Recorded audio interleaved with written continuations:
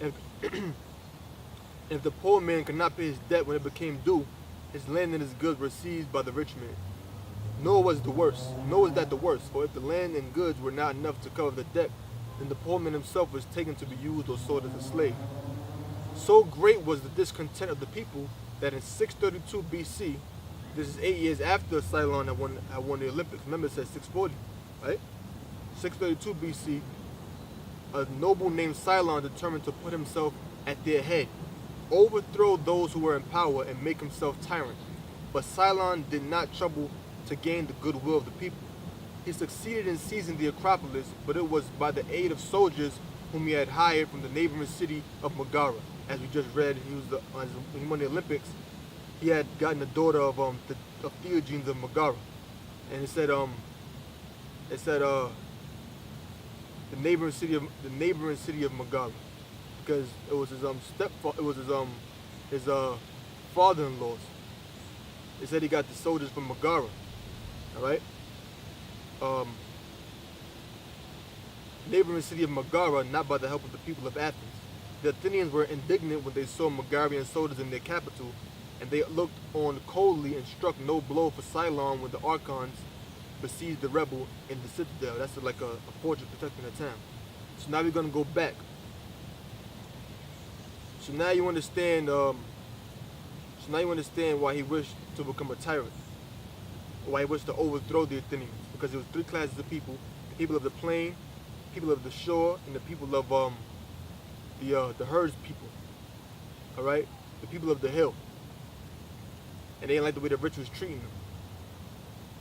So this is back in the same section on the website about.com, and the last section that says this page is called Cylon was a would-be tyrant.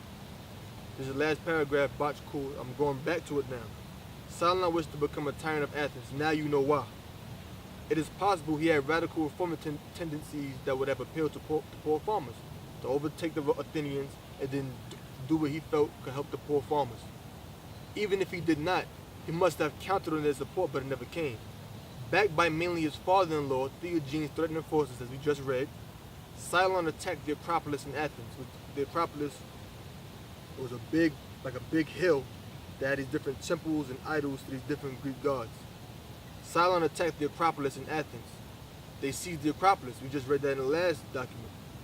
Cylon thought he had selected an auspicious day, but his interpretation of the Delphic oracle had been wrong. Now we got to find out, what is a Delphic oracle? Now, Delphi is an archaeological site in a town in ancient Greece.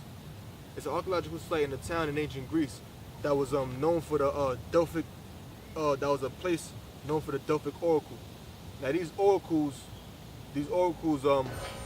were these women who were said to have gotten these who were said to have an oracle, first of all, as someone who gets prophetic visions or has precognition. Pre is before, cognition is the Latin word cognitio, which means acquiring knowledge. So they had prophetic visions and they acquired knowledge beforehand. It was said that they got these visions and this knowledge beforehand from Apollo, because the Delphi, that place Delphi in Greece, became to be very popular for the worship of Apollo, after it was said that Apollo had slain the dragon Python that was said to have guarded the navel of the earth. And these oracles, they were also called Pythia. Okay, and people actually would go to these different oracles and ask them certain things.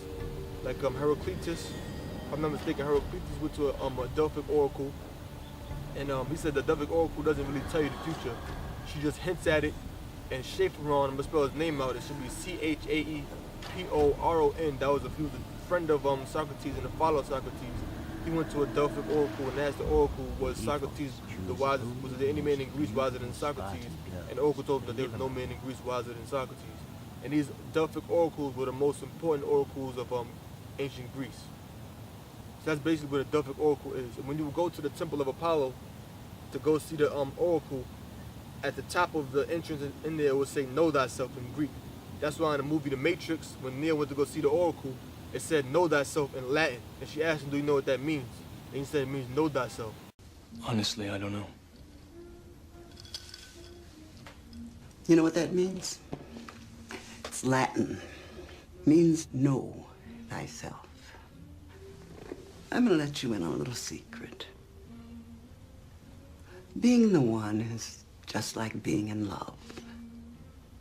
No one can tell you you're in love. You just... All right? So that's where they got that from.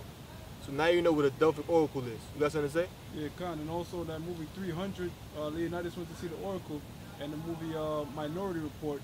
The two women that could see in the future, they called them precogs, which what the brother just went back to, precognition. See? You know what? I'm going to read a little bit about it just by me mentioning it. This is about.com, Delphic Oracle. Definition: the great Penhalic sanctuary at Delphi was home to the Delphic Oracle. It was also the site of the Pythian Games. The first stone temple there was built in the archaic age of Greece and burned in 548 BC. And it was said that these oracles go back to around the 8th century or around 1400 BC. But you know Esau's dates. Be all messed up. And it was replaced circa 510 BC by members of the Alkmenoid family. Later it was again destroyed and rebuilt in the 4th century BC. The remains of this Delphic century are what we see today.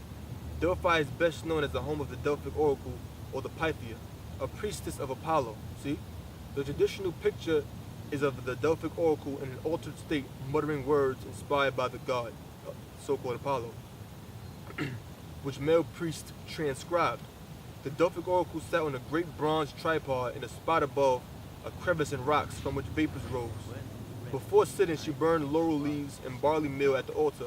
She also wore a laurel wreath and carried a sprig. The oracle closed down for 3 months a year. How the hell you're supposed to be a prophet and you close down? No prophets and you close down. The oracle closed down for 3 months a year, at which time Apollo wintered in the land of Hyperboreans.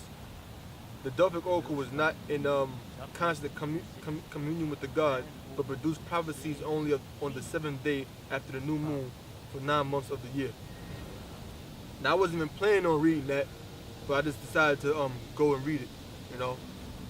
So now you know what the Delphic Oracle is. So now you know why he staged the coup, and you know who gave him the interpretation of the time to stage this coup. It says, back to that same sentence again on about.com, Cylon the would-be tyrant. Cylon thought he had selected an auspicious day, but his interpretation of the Delphic Oracle had been wrong.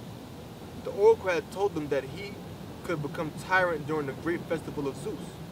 Zeus was honored on more than one annual occasion, and Cylon had made assumptions without adequate information.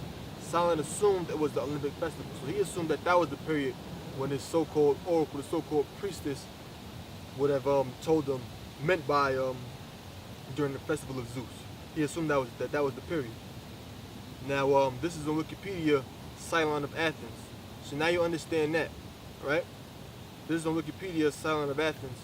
I'm gonna read this. It says Cylon was an Athenian associated with the first reliably dated event in Athenian history, the Cylon affair. The Cylonian affair. Cylon, one of the Athenian nobles and the previous victor of the Olympic Games, attempted a coup in 632 BC with support from Megara, which Megara is a land in Greece as well. All right, but Megara is also a land in Greece as well, in the region of Attica. It said where his father-in-law Theogenes was a tyrant. The oracle at Delphi, which you now know what the oracle is, had advised him to seize Athens during the festival of Zeus, which Cylon understood to mean the Olympics. See, like we read before.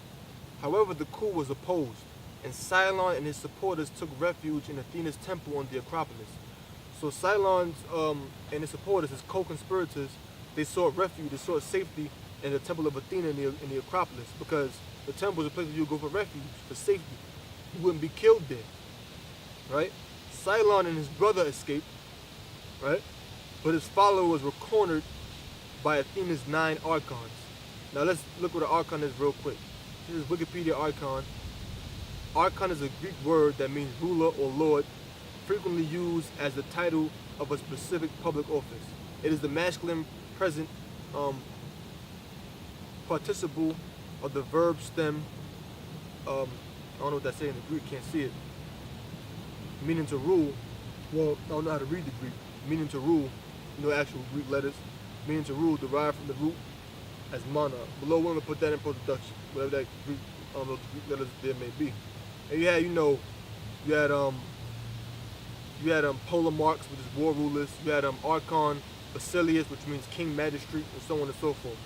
And it says, in Athens, a system of 9 concurrent archons evolved, led by 3 respective remits over the civic, military, and religious affairs of the state. So these had to be like military archons, you know. Reading on, according to Plutarch, which is a Greek writer, Greek essayist, and biographer, and Thucydides, was a Greek historian. They were persuaded by the archons, talking about Cylonian's co-conspirators, which Cylon and his brother escaped.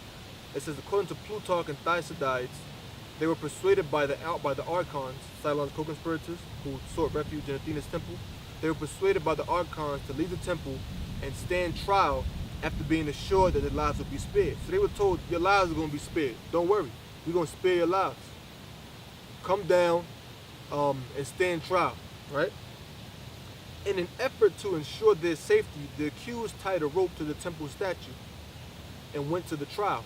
So Cylon's co-conspirators tied a rope to the statue of Athena, and they would go down on that rope to the trial, to go to trial.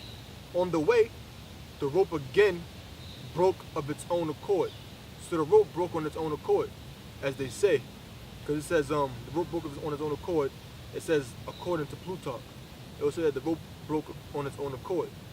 The Athenian archons led by Megacles, I'm going to click on that real quick. Megacles was the name of several notable men, and we look it up, Megacles is the name of several notable men of ancient Athens. So it wasn't just one person that went by that name, The Athenian archons led by Megacles took this as the goddess's repudiation of her suppliants and proceeded to stone them to death.